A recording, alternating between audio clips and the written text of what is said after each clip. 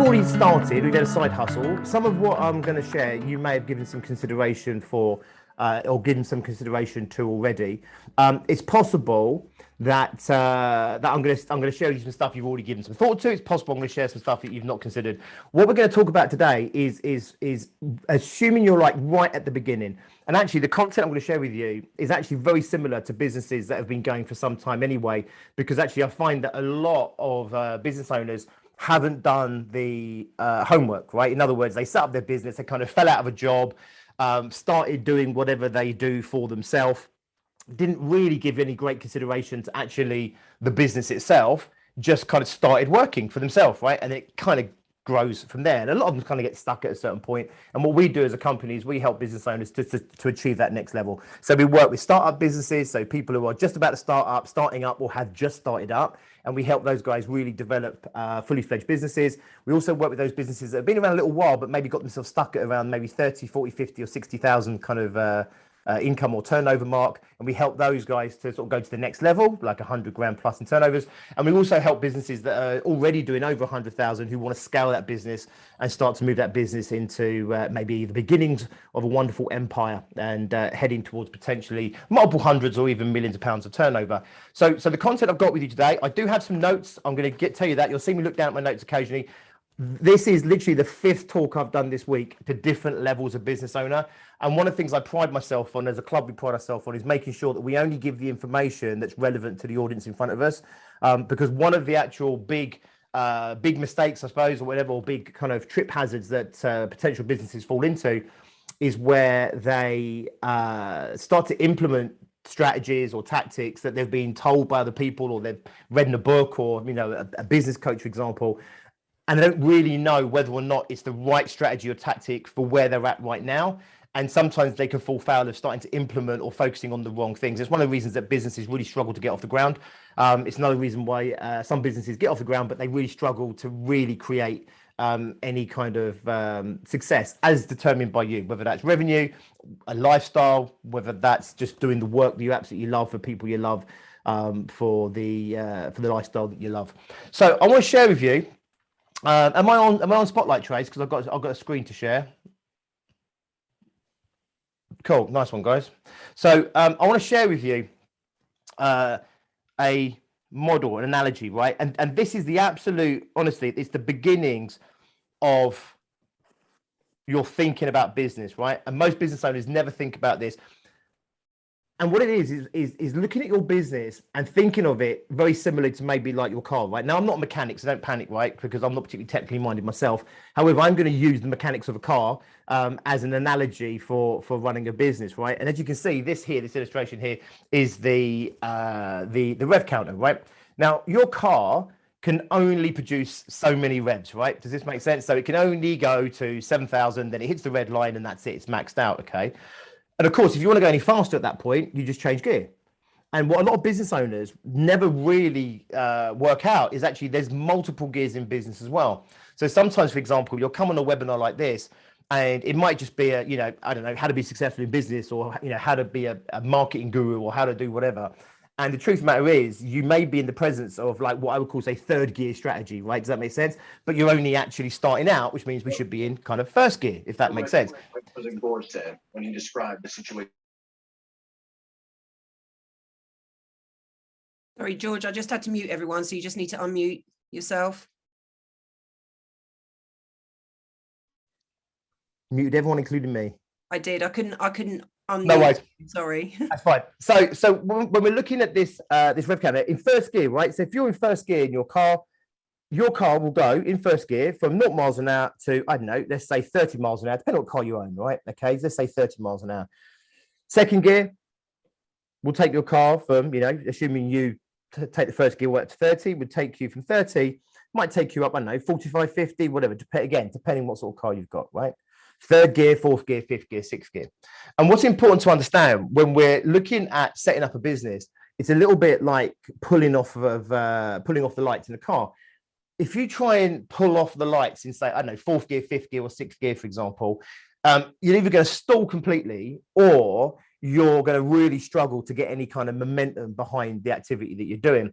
And a lot of business owners, that's what happens, unfortunately, is they get some, really, I suppose, well-meaning advice that's not necessarily relevant to where they're at in their current journey, right? So you guys are just starting to think about a business, a lot of you. Some of you have always think about, some of you got like side hustles that you want to maybe turn into something a little bit more serious, right? So this is the perfect time to be thinking kind of like first gear, second gear. In other words, what do I need to be doing right at the beginning in order to build that momentum so that fundamentally I can start to create the results that I want in my business? And if I start trying to implement a strategy or thinking that's beyond, if you like, where I am right now, actually that can be counterintuitive to what I'm trying to do here, which is actually get my business off the ground. So the reason I share this with you is because when sometimes we're thinking about a business, our mindset immediately goes to, I don't know, having an office and staff members and, all those sort of things and logistics in place and, all kinds of sort of legalities and I don't know what else in place, right? Financials and those sorts of things.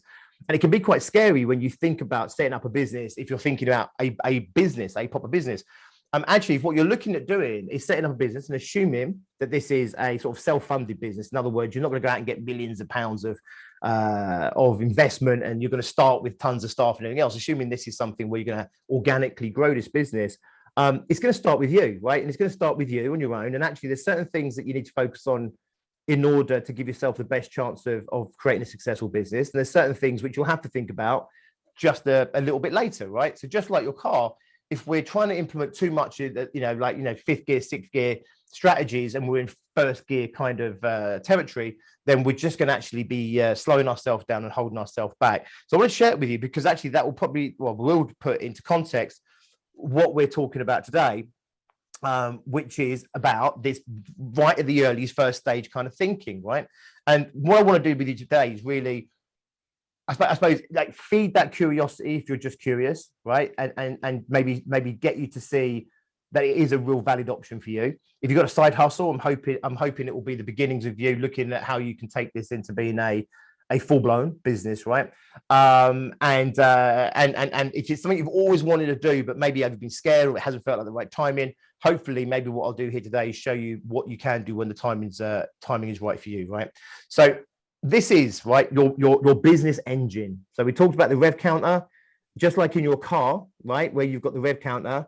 Behind that, the gearbox is full of cogs, right? So that's how I describe the business model. And just so you know, this is the same model that I share all the way up to multi-million-pound businesses, right? So I like to keep things simple. I like my model simple because if we can simplify things, then we can really get our head in the game and we can start to really execute well. So this is exactly the same model that I share, I say, with all businesses, right? But different cogs, if you like, are going to be more relevant to businesses at different phases. So I just wanted to share with you to give you kind of a heads up of what the business journey looks like. So if you get my mark up here, and I just want to take you through kind of like how the phases that a business goes through in order to go from right from the beginning, from startup all the way through to starting to really scale a big business. Now, regardless of whether you want to scale a big business or not, the starting point is actually the same for everybody, right? So the first thing you have to think about, of course, is your product, right? Which is, what is it I'm going to sell? Now, this whole webinar and in fact, our entire business is set up for service-based businesses. In other words, people that have got skills, abilities, knowledge that are valuable to other people. And we help them create businesses in order to deliver that information, skills, or knowledge to other people, right? Does this make sense? Through the mechanism of a business and creating an income for themselves, creating businesses for themselves. And a lot of people, if let's say their corporate careers, they were an accountant, they either get made redundant or they retire or they've just had enough. They tend to then just sort of like set up in a back bedroom or, I don't know, in the summer house as an accountant, and they kind of just do it the same as everyone else does it because they don't really see any other way of doing it, if that makes sense, right? So the first thing I want you guys to think about as that first cog is, even if we're just sort of, kicking a few tires around here today and just looking at what the opportunities might be for you, the first thing actually is to sit down and have a think about what skills, ability, or knowledge do you currently possess, have you built up, that would potentially be of value to other people. So I'm just going to get you to just to think for a moment.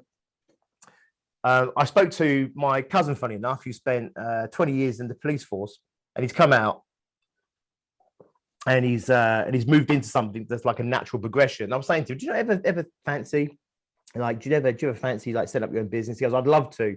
He said, but I haven't got anything I can sell, right? So I had a whole chat with him and just explore, right? And longer than we've got here today, but just exploring, saying, well, you know, what skills, what ability, what knowledge did you pick up on the force that could be applicable to other people, that could be used for other people?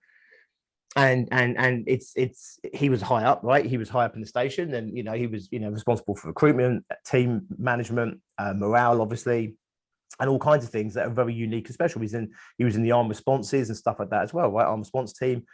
And therefore you start looking at it and you start breaking down those skills and abilities that were built up maybe in the police force, and you're thinking, well, how the hell do I create a business around that? Well, actually, as I said to him, actually, he's got quite a unique position there, because actually, you know, you are used to running big teams of people in very heated situations and very diverse groups of people dealing with very intense situations and a lot of bureaucracy, right? And a lot of other stuff, paperwork and everything else. So actually, you've got some really unique stuff that you could potentially package up and you could take out to the market, not back to the police, right? But take it out to the market, and you can package that up, right, as having had these very unique set of skills that you've picked up in a very unique environment.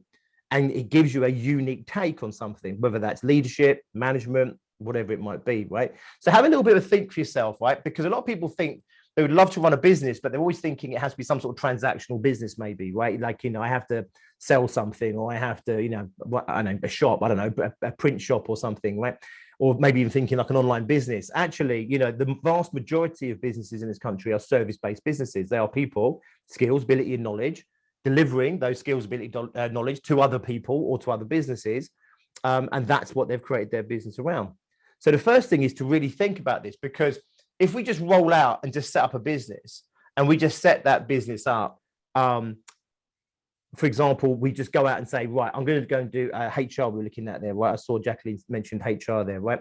So you got HR skills, and you go out there and what a lot of people do is they'll look around, see what other people are doing potentially, and they'll kind of set up in a similar vein, right? And what we do is we help people to kind of take those skills and set them up maybe in a more advantageous, your brother-in-law, sorry, an advantageous kind of way, right? So one thing you think about is, once you've got this idea of a product, right? And I know you're not going to nail it down while you're listening to me now, right? But once you've got this idea of a product in front of you, right?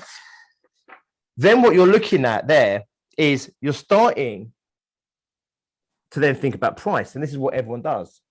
And what they'll do is they'll go out to the market and they'll say, right, okay, so who else is doing something similar to what I'm doing? How much are they charging? And then depending on your confidence levels, you'll either charge roughly the same as everyone else, a little bit less than everyone else, or maybe the top end of what everyone else is charging, right?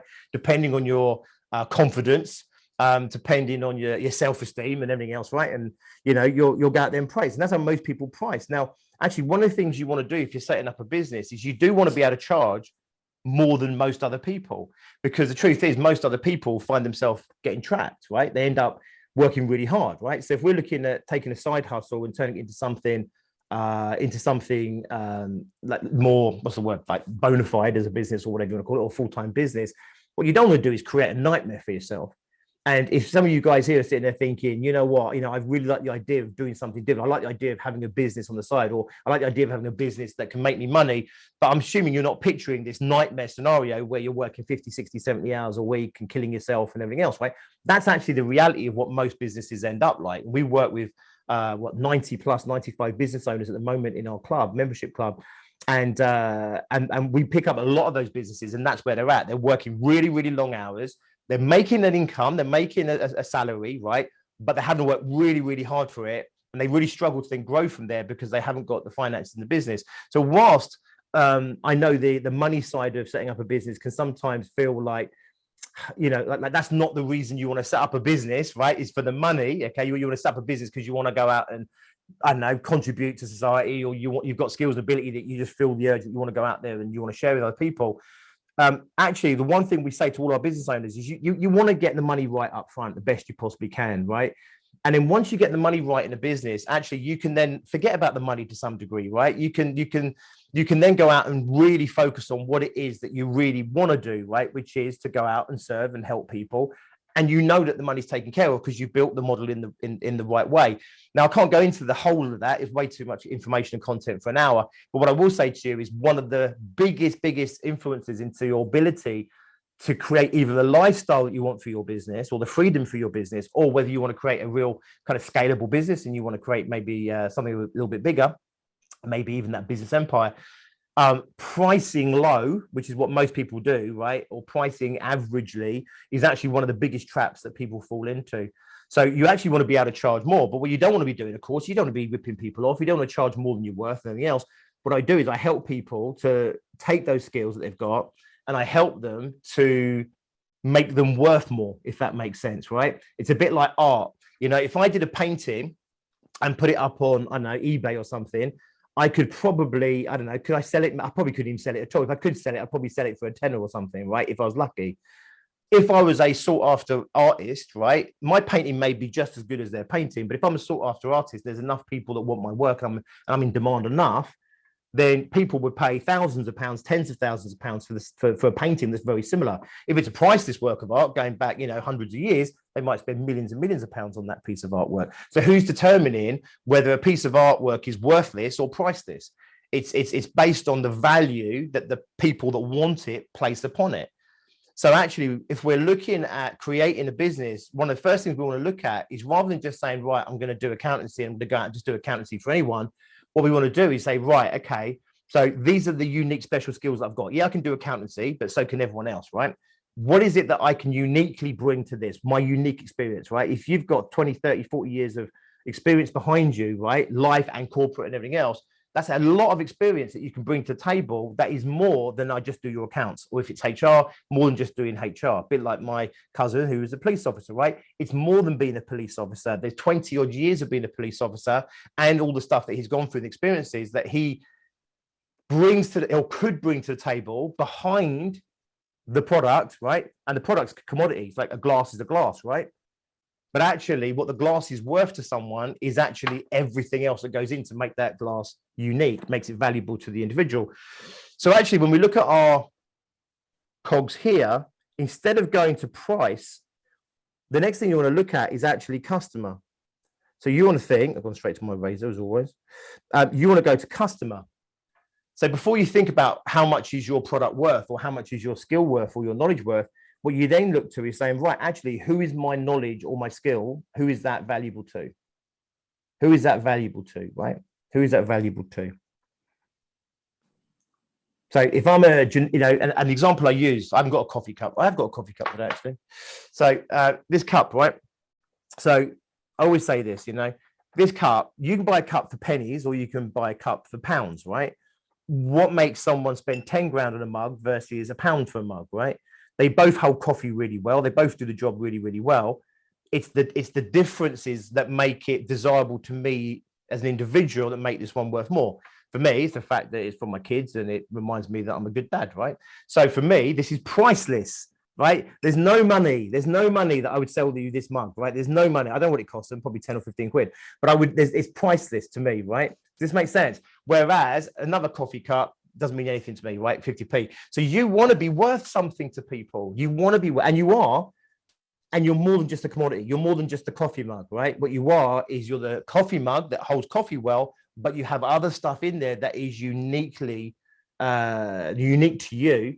And when you bring that to a market that values those skills and values that experience, now you've got something that's actually different, something that maybe potentially is worth a little bit more than your competition, right? At the very least, we want to be competitive in the marketplace in terms of, you know, if I'm starting up a business tomorrow, how do I find customers? You know, there's loads of people out there doing similar stuff who have already got, you know, a lot of clients and already got good position in the market.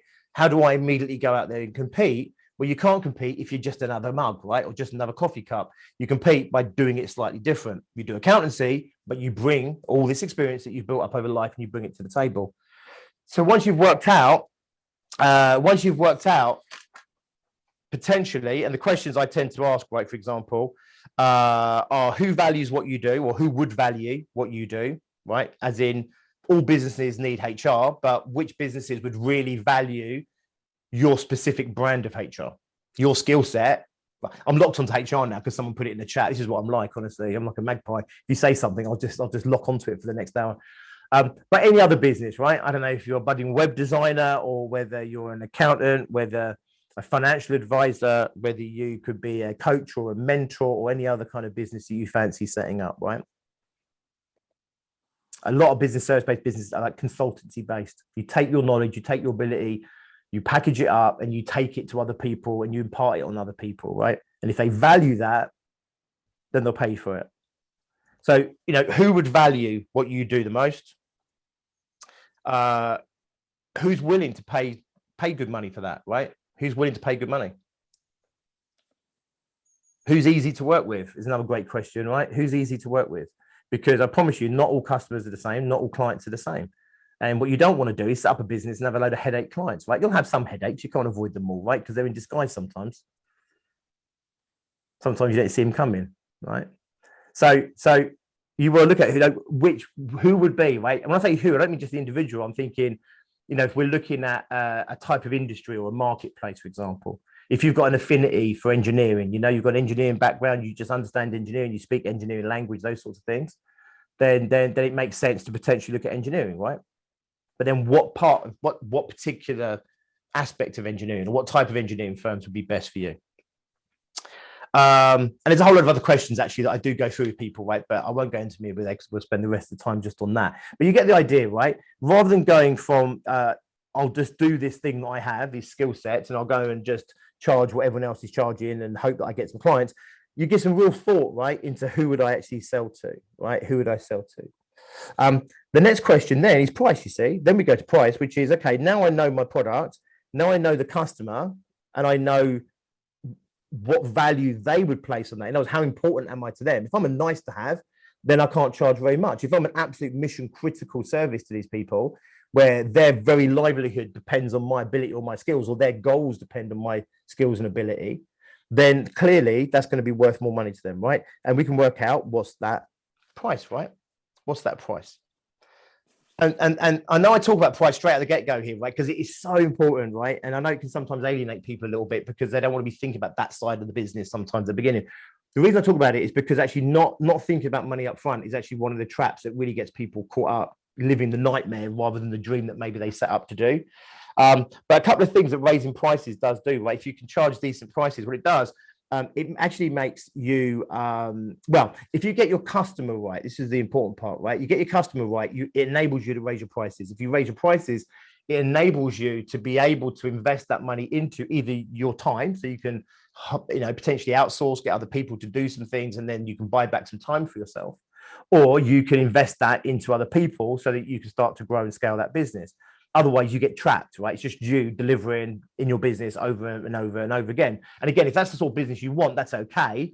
I'm just sharing with you what I would say a more advantageous way of doing it, where you don't have to necessarily be working flat out all the time forever. And then when you stop working, that's the end of the business. You know, you can actually start to build something and start to build a business, right? But getting your target market right, it makes it easier to sell, right? So it does enable you to sell for more money. Don't have to, but it does enable you to. It enables you to make sales easier, right? So it's if you differentiate, because I work with engineering firms who have this specific problem that I solve, that I'm really good at solving, that want this particular outcome, that sets me aside straight away from I'm just a generalist doing whatever you want me to do, right? And the moment you become a specialist, you become more desirable, right?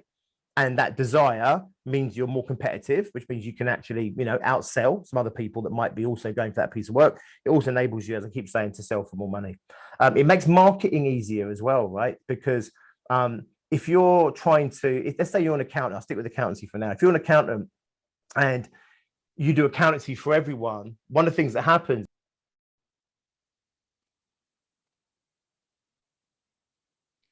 George, you've muted. I've no idea why. Okay, I'm unmuted. Right. How much was it just then, or have I been muted for about the last 15 minutes? Like just a moment. Oh, okay. Wow, man, that was going to be that sentence. That was going to be a little bit soul destroying there for a minute. I'll be honest with you. No, it was literally just a moment. You could go back to hello. That would be great. So right. So it's really important, right, to start picking out that target market and thinking about who your customer would be, because it just helps you in so many different ways, right? It makes marketing easier because instead of trying to communicate to 50 different people, you're only communicating to one type of person. It's a bit like, I don't know, let's say that you had clients that only spoke French, some that only spoke German, some that only spoke Spanish, and some that only spoke, I don't know, Ukrainian or something, right? You'd have to put posts out to cover all four of those, right? Or all five of those, whatever I said, right? You have to keep putting posts out in different languages, right? And only one of those posts, if you're using social media or whatever else you're doing, right?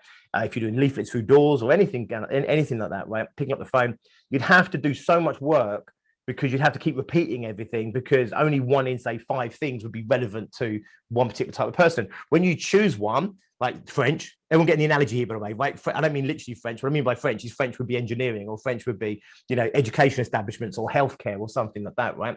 So when you go in and you're only speaking French, what that means is everything you put out into the world is speaking the language of this target market, which means instead of having to do tons and tons and tons of constantly talking to people and telling people about what you're doing, marketing what you're doing, stuff like that, actually what you get to do is you get to streamline that a little bit, and you start to really leverage what you are doing because you're speaking the language of a very particular type of customer, if that makes sense, right? So it reduces your workload, I've written here, right? It increases clarity on what you do, by the way. So rather than sitting there saying, I do HR for engineering, HR for education companies, HR for healthcare, for example, it lacks clarity and focus on what you actually do. When you go out there and just keep repeating the same thing, right? Which is, we are HR for engineering firms that have this problem that we can solve, then you can very quickly start to get known for that, right? So it accelerates growth, and it does improve scalability down the line if you want to go and you want to start to scale that business, okay? One of the things I talk about is one of the really big mistakes that people make, right?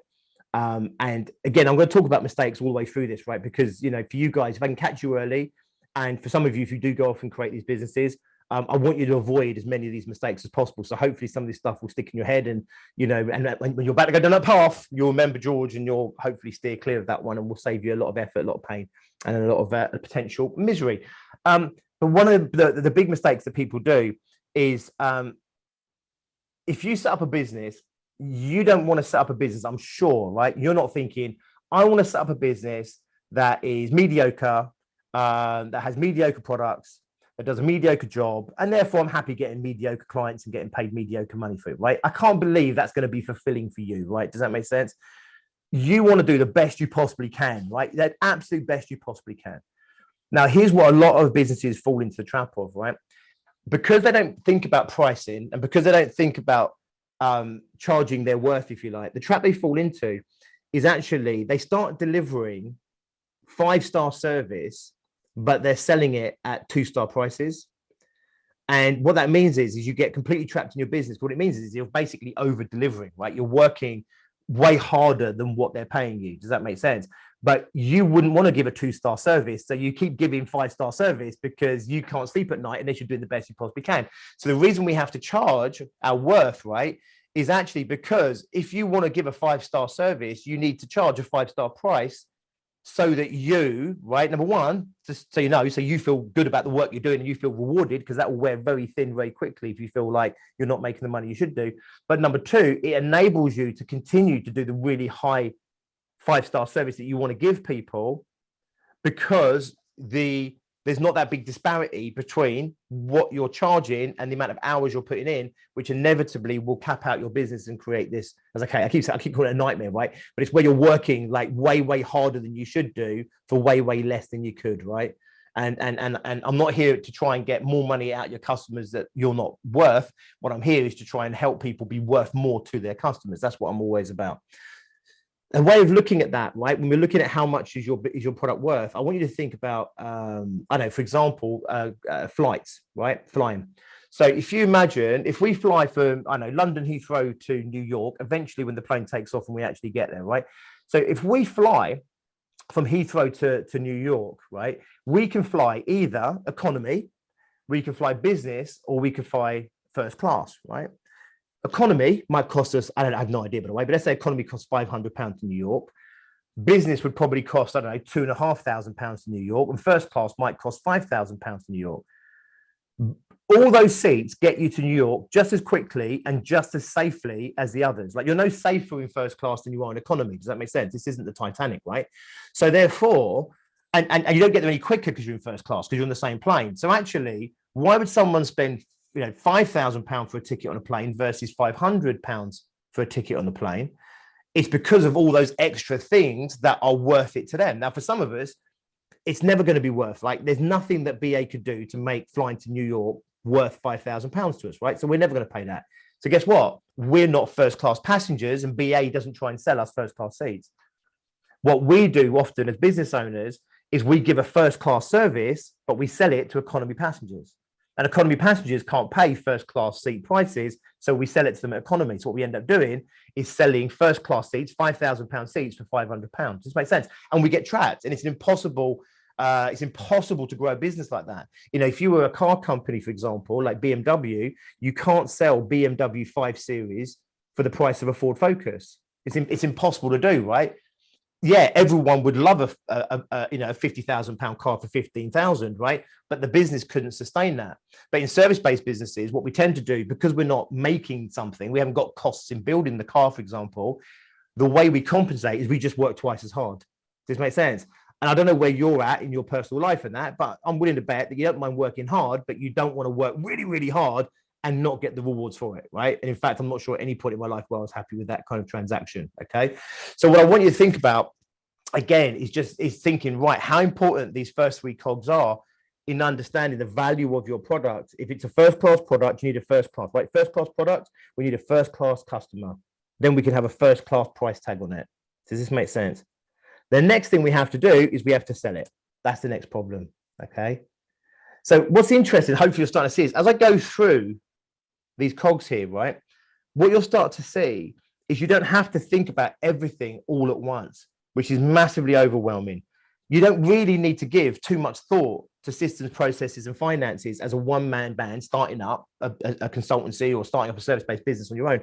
You don't need to worry too much about those things. You need to have a degree of that in place, for sure, but you don't need to give loads of consideration. So if people are starting to freak out and thinking, I'd love to run my own business, but I couldn't handle the numbers, or I can't do the accounts, or I can't do whatever, right? Actually, the accounts are pretty simple in the business up until it starts to get a little bit more complicated. But to get started, you don't need an awful lot. Does this make sense? Actually, what you need to be thinking about is, what am I selling?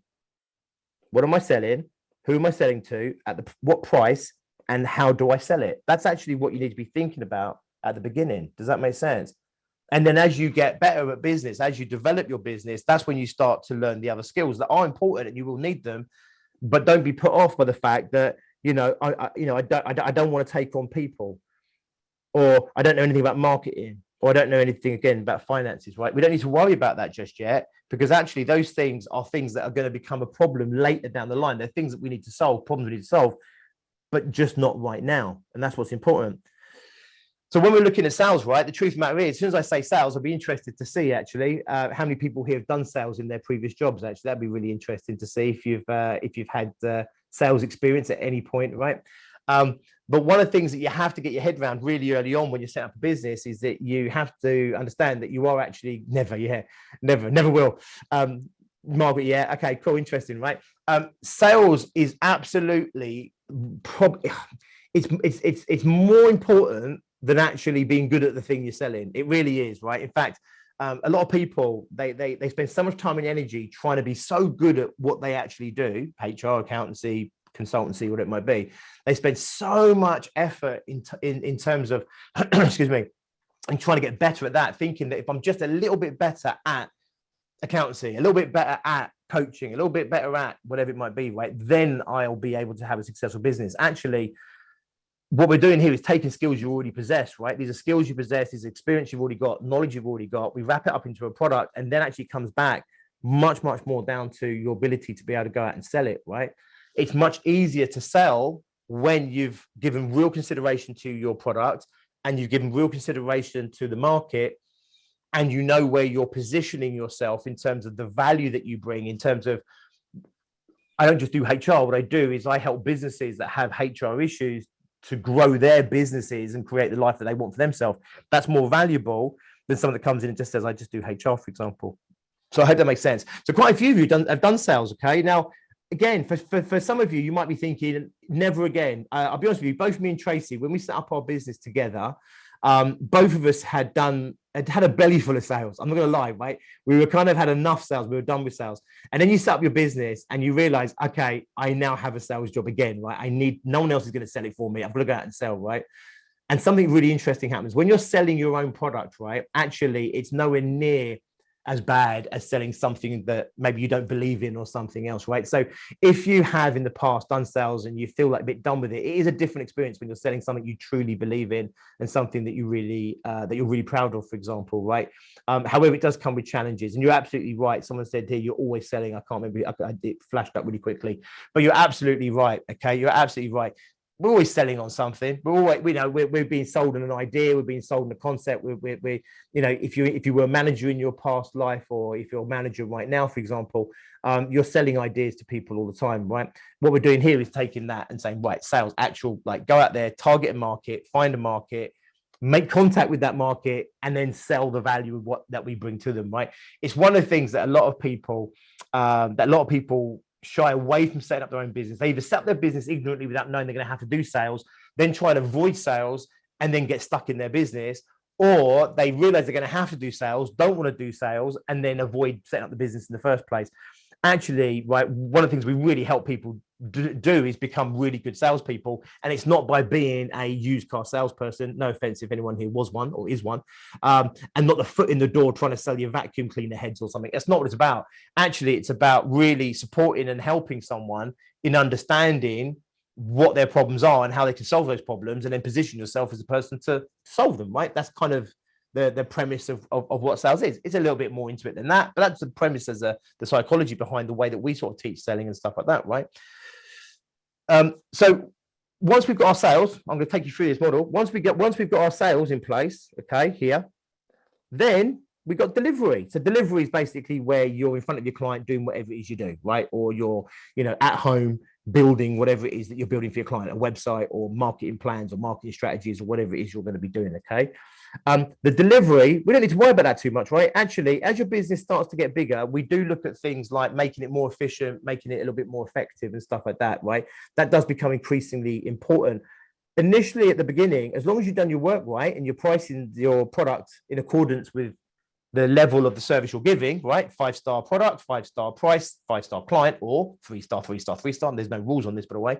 As long as you get that bit right, we don't need to worry too much about the delivery part right now, because the delivery is the reason we set up the business in the first place. That's the bit we want to do, right? The bit we want to do is, I want to get in front of people and I want to help them, right? I want to do that bit.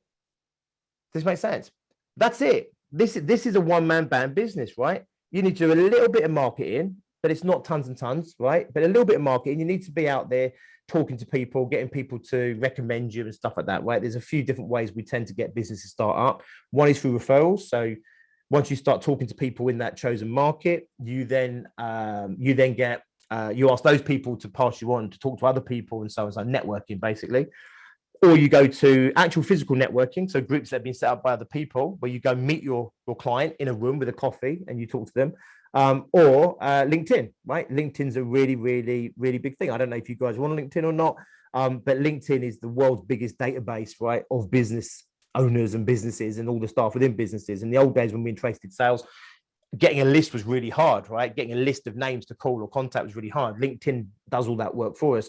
So typically when you start up, that's what you'll be doing. Some form of networking, some form of referrals, and probably finding people on LinkedIn and communicating with people in LinkedIn, right? You don't have to be a marketing expert at this point. You'll need to get better, or you need to make money so you can hire better people to do it for you. But right now, you don't need to worry about that. And the reason I wanted to go through these cogs with you and share these cogs is I wanted to just share with you that actually a lot of the stuff that people are scared of when setting up a business, or the bits they don't really want to do, or they feel they don't have the abilities for, actually, they're not the things that need to get in the way right now. Actually, right now, you just need to give some real thought to what you're doing, who you're doing it for, how much you need to charge for it, and then working out, basically, how can I take this to sale? And actually taking it and selling it is probably the biggest problem to solve at the beginning, once you've got everything else in place. But once you solve that, then the delivery takes care of itself, because that's the bit you want to do. And then as you start to grow your business, guess what? You just have to get some really good advice along the way, right? If you're not particularly good with people or you're not particularly good with finances, go out and find some really good people. Now, there's a lot of, Tracy says, use the phrase a lot, which is you have to kiss a few frogs, right? Sometimes you do have to kiss a few frogs out there to get good advice. You're in the presence of it now, if I may say that to you. I hope you don't mind. But when you are in the presence of good advice and that, actually, these things don't need to be the problem that maybe they feel like they are right now. So I wanted to share that because I just think it's really important that some of the things that might make us shy away, number one, to give us a heads up on the sort of things we need to be thinking about when we set up a business or if we're setting up a business. The other one is actually getting you to realize you don't have to do it all now. And some of the stuff that might be putting you off or some of the stuff that might be a bit terrorizing for you is stuff that you can learn on the job. You'll pick it up as you go. If you get some really good advice and trusted advice, then you can start to actually crack these other problems. And if all you want to do is have a bigger side hustle, or all you want to do is have a small business that just hires you and it's like, just you selling yourself, then actually a lot of these other skills don't need to get in at all, right? You hire yourself an accountant to do the numbers for you or bookkeeper, and then you let them do that and you just carry on doing what you're doing, which is fundamentally selling to people and then delivering what it is you're selling. And that's your one-man band model, if that makes sense. If you then get the first part right with the pricing and the product and everything else, and you really get a hunger to grow this business, by making sure that you're pricing this right and charging the right amount of money, that means you should have the profit in your business to be able to invest in getting other people involved so that you can start to leverage that and you can start to grow that business. But that's a decision that you might want to make today. I want to build a proper big business. That might be a decision that you choose to make later. A lot of our businesses that we work with, they come to us and they don't want to take on staff. They just want to create a successful business in its own small little way with just them in it. Once they start to get on top of their problems, once they start to really create something that they're proud of, once they start to really enjoy this whole experience, quite a lot of them get a hunger to actually go to the next level and start to build something. And they take real great pride in building something, the same way that an artist might take pride in painting, or a sculptor might take pride in sculpting.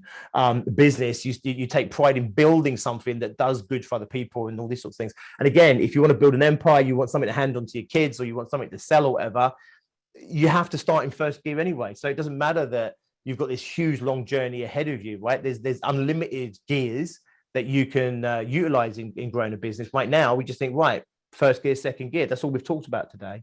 And that's all we really need to be thinking about at this phase. Hope that makes sense, guys, right?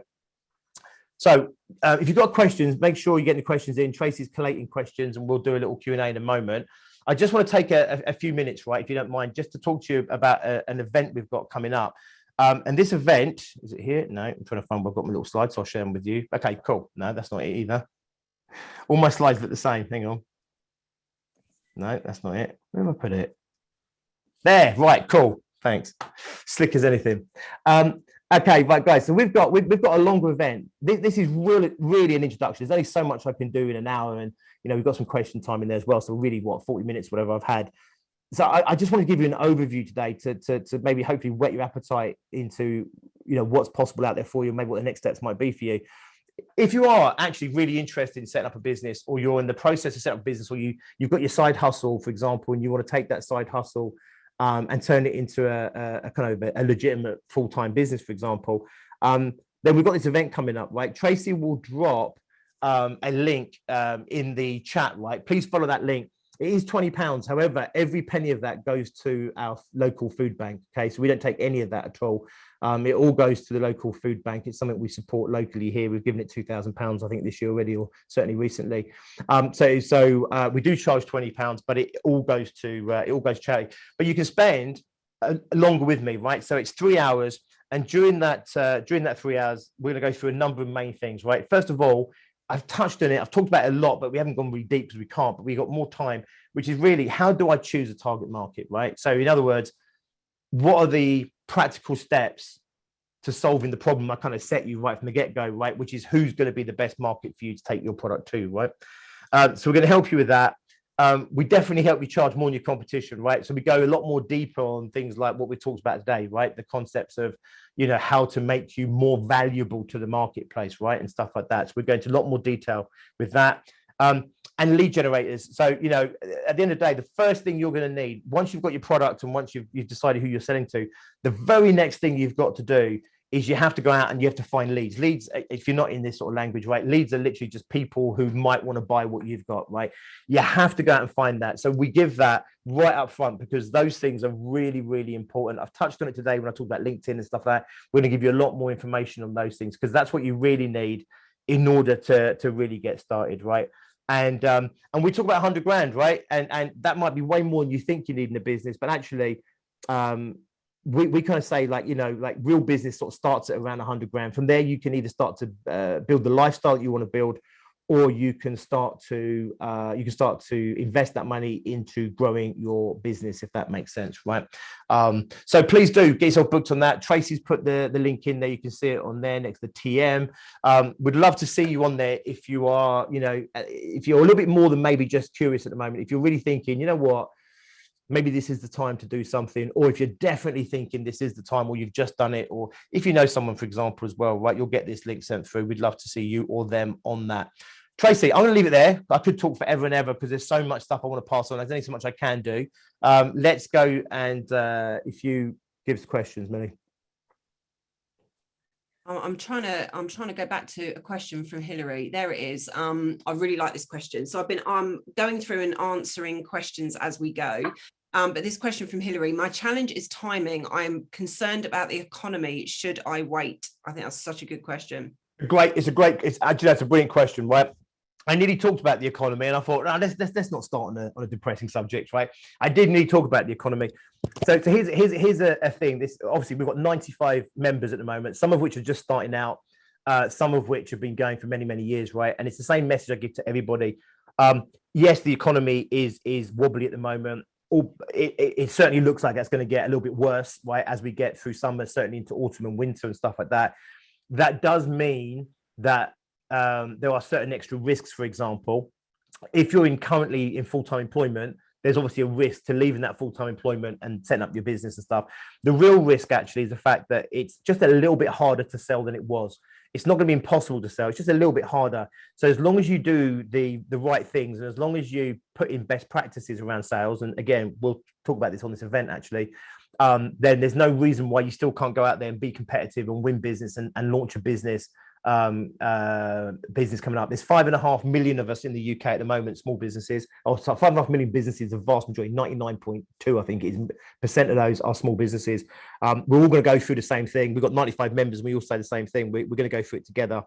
What I always say to people is that we've got to keep a positive mindset. So what I always say is look at the opportunity that is there, rather than maybe what was there.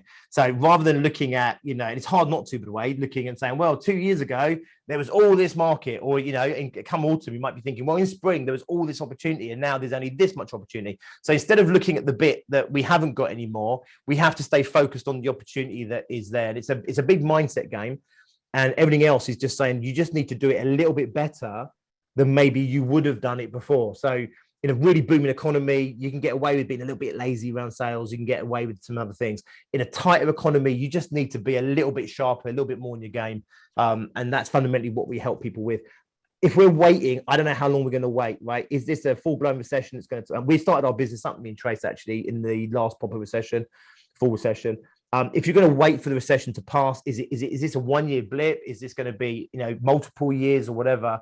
And for me, I'm not going to tell you what to do, because you have to evaluate your own risks and that. But for me, if this is something that you want to do, you can make a business go of it. There's no, you know, yes, it's going to get more difficult, but it's difficult anyway. It's just a little bit more difficult. And as long as we're doing the right things and we're willing to work hard and we're willing to maybe be a little bit uncomfortable with ourselves, you know, around some of the things you have to do, like sales and stuff like that, then there's no reason at all that you can't create a successful business right now. And even what maybe we're predicting is going to be coming in the next sort of 6 months or so.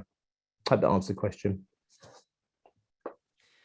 Yeah, so another question came in. Well, Jacqueline made an interesting point. Some businesses have started in a recession and thrived. 100% true. There is opportunity out there, and it's about tackling it in the right way. Another question came in. So, and this was a private message question, so I'll leave it anonymous. But how do you, if you're in a role, so you're working currently and you've got your business as a side hustle, how do you make that transition from your working life into making the side hustle something that's full-time? Yeah, so I'll share a concept. I can't give you obviously tactics in a minute or two, right? But I'll share the concept of how it works, right? This is hang on, let's get this up. So I'll share the concept, right? So in an ideal world, right, this is your this side here, this is your current job and time, right? So you're putting all your time and energy into your job here, right? In an ideal world, you would stop that, start your business, and then start to grow, which means all your energy goes into the business, right? And clearly that's going to be the quickest way of growing the business. A lot of people, they don't have that luxury. People who tend to start their businesses like that are either very deliberate entrepreneurs, as in they choose their timing deliberately. Most people, it happens through things like redundancy, or they go off, have babies, and and when it comes to going back to work, they don't want to go back to work, and they set their own businesses up. So they are starting from scratch without the draw on their time, if you like, of a current full-time job. The truth is, you've only got a certain amount of time. So if you imagine this is 100% of your time, waking time, okay, right? Your job takes about that much of your time, for example. Now there's family commitments in there, and again, I'm not here to tell you how much you should or shouldn't be potentially sacrificing of that, right? But if you're really serious about setting up a business, you will initially, whether you have a job or not, you will have to have a little bit of sacrifice at the beginning. If you're trying to do both at the same time, you're clearly going to have to make maybe a little bit more of a sacrifice. However, the rewards will justify it once you get it right. So what you do is, this is your business. I'll just do B, right? That's your business there. What you need to do is you need to take time from that there and you put it into that there. Does that make sense? In an ideal world, if you have a job where your bosses are open to flexible working in terms of like going down to a 4-day week, what you do is you just start getting things rolling. And as soon as you can afford to take that one day, as soon as you can, right? As soon as you can afford, you take that one day, you then take that one day out of there. Does that make sense? And you add that more to there. And what we're trying to do, it depends on the flexibility of your employers and stuff like that. In an ideal world, I've had people that are able to go down to a 3-day week, and they can then take that extra day and put it in there. By this point here, your business should be making as much money as you were earning in your career, because you should be earning more in your business than you were in your career if we get the pricing right and everything else, which means at this point here, you can then ditch the day job, go all in on the business, and you can take the business to the next level. So it's not I can't give you a step-by-step play, but really what we're doing is we're trying to carve off as much time as we can out of our current working day or out of our current personal life, invest it in the business, and then as soon as we get a little bit of money in the business, instead of spending that as well, we use that, right, to replace hopefully some of this over here. If your employees aren't up for you just stopping, going down one day at a time, whatever, there's a point where you might have to sacrifice a little bit more weekends, a little bit more the evenings, for example. We've had business owners that work in the morning before they start their main jobs, and they're doing maybe almost doing like full-time job 35 hours a week and doing another 20 or so hours on their business, to get to that point where they can afford to give up that day job. The good news is, once you give up that day job, you get all that time back. You put that time in your business, it will explode. Again, a kind of a very brief answer to something that obviously is a little bit more complicated than that. Thanks, George. We're right. Really quick one, because we've literally got 2 minutes. Imposter syndrome. How do you that when you're trying to set up a business where you're basically selling you? Yeah, love it. One of the hardest things, whilst that's about selling was, it's easier when you're selling something you're really proud of and that, like your business. Actually, it can be terrifying when you're trying to sell yourself, right? So this imposter syndrome thing is massive.